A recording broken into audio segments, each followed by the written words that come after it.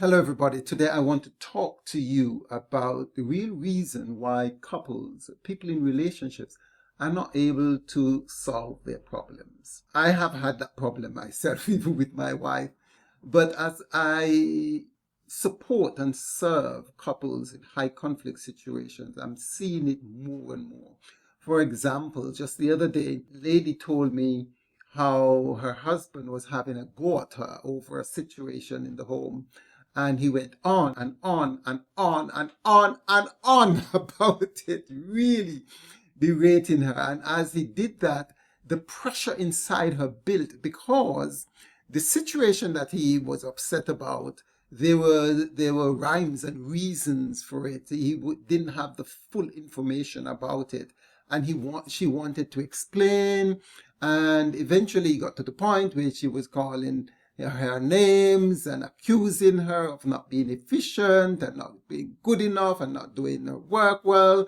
And she just really had it because it went from talking about the situation, talking about how inept she was. And obviously, nobody likes to feel that they're inadequate. Nobody likes to be embarrassed. Nobody likes to feel shame. And these really cut at her heart and wounded her in ways that, she was trying to explain or wanted to explain, but he wasn't having any of it. He wasn't listening to her. Eventually, she exploded and told him some really hurtful things, very, very hurtful things.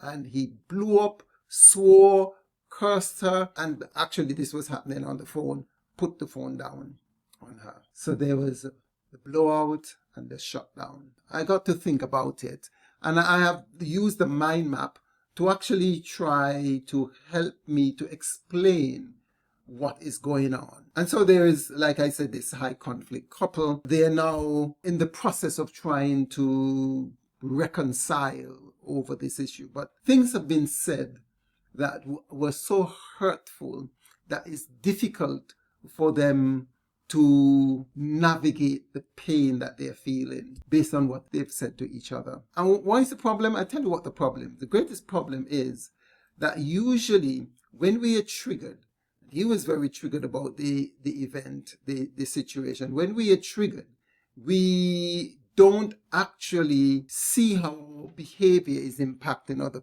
another person.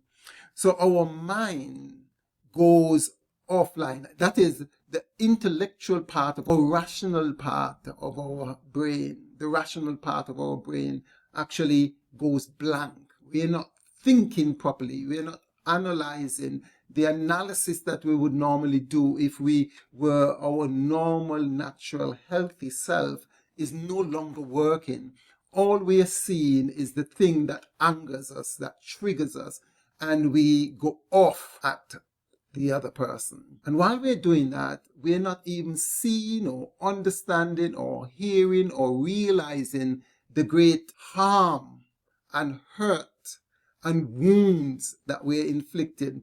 And we can't see it physically because it's all emotional. It's all in their heart. They're actually feeling the bullets of the knives, our knives stamping and stabbing their soul. And of course, they're bleeding inside. But you're not seeing that. You can't see that. And usually, you're not even thinking about that. You're only thinking about solving the problem. And solving the problem in a way that is not just inefficient, is counterproductive. You're not even able to consciously analyze how this might be impacting and affecting them. And so they're feeling attacked. And when a person feels attacked, well, guess what? He or she defends.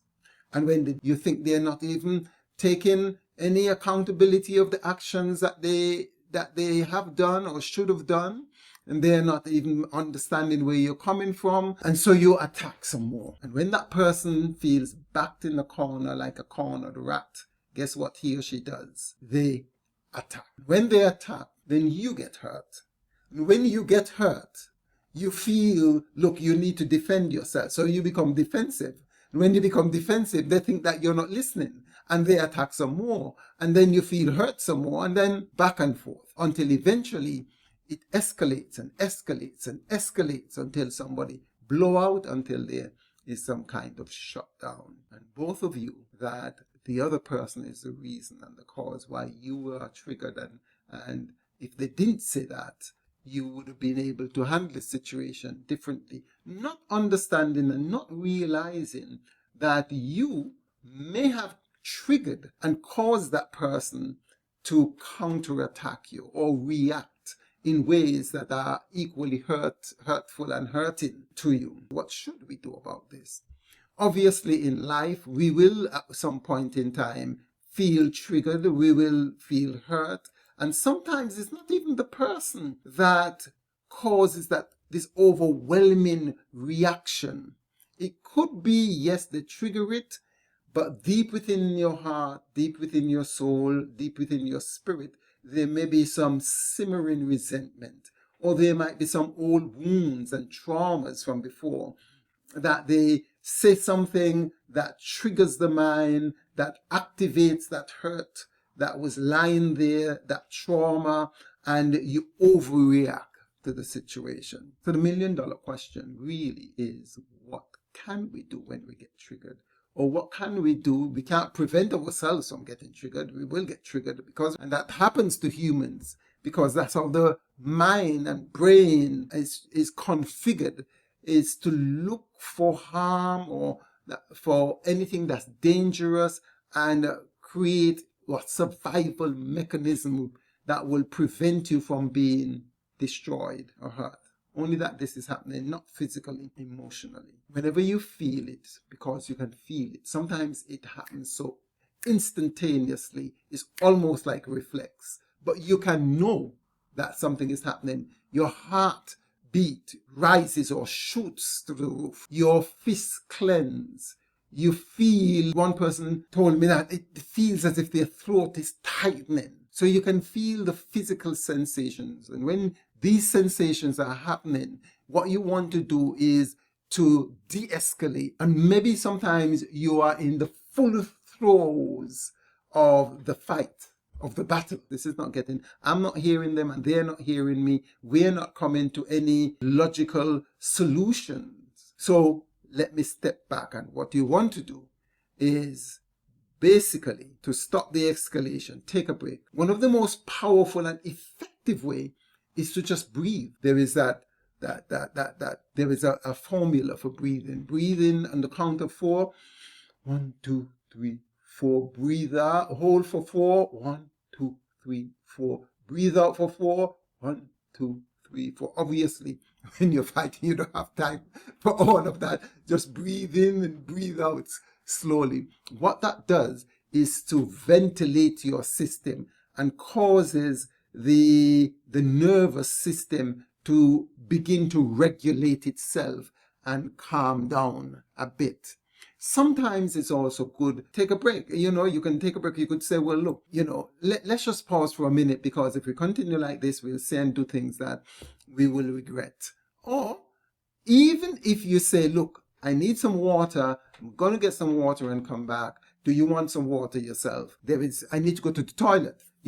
Anything to get away from the situation and break the cycle. So take a break and you're in control of yourself. Just ask yourself this question. What do I actually want at this minute? What would make me feel that the situation is solved? What it is? What is the thing beyond you protecting yourself, beyond all of the emotions?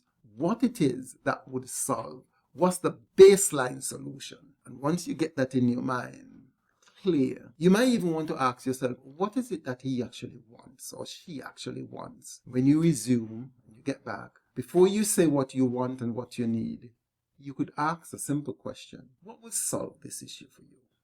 What would make you feel better about this? What would make you feel better that the situation is solved?